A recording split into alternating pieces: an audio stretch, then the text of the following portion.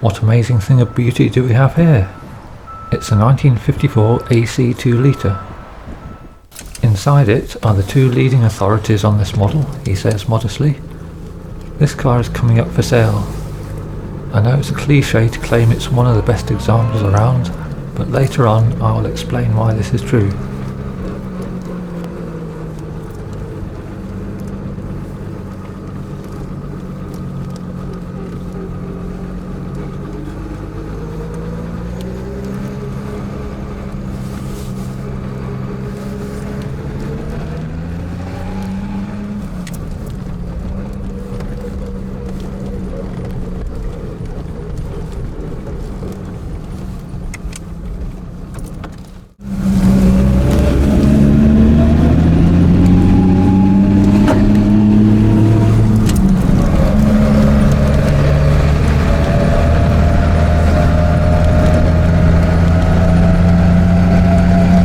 Firstly, we will take you for a ride without commentary so you can enjoy the engine sound.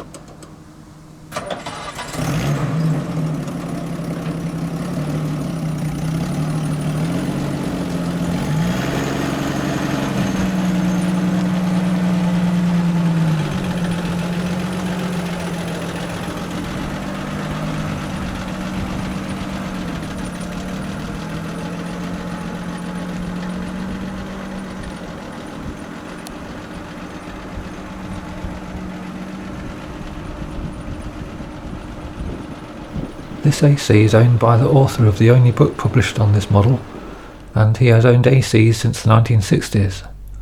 He has tuned and raced a special and overhauled numerous AC engines. You can be confident that this AC is mechanically sound as well as beautifully presented. It is one of the very few that have been sympathetically restored to retain almost all the original details and trim.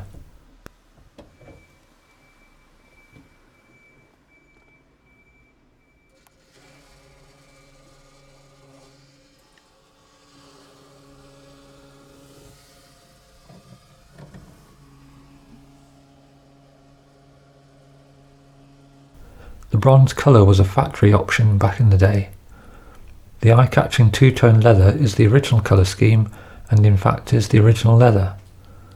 This AC was specially built to order with this interior for its original owner. It also still has the original door handles that many ACs have lost. The previous owner restored the ash frame back in the 1990s. Note that the body panelling is mostly duralumin alloy.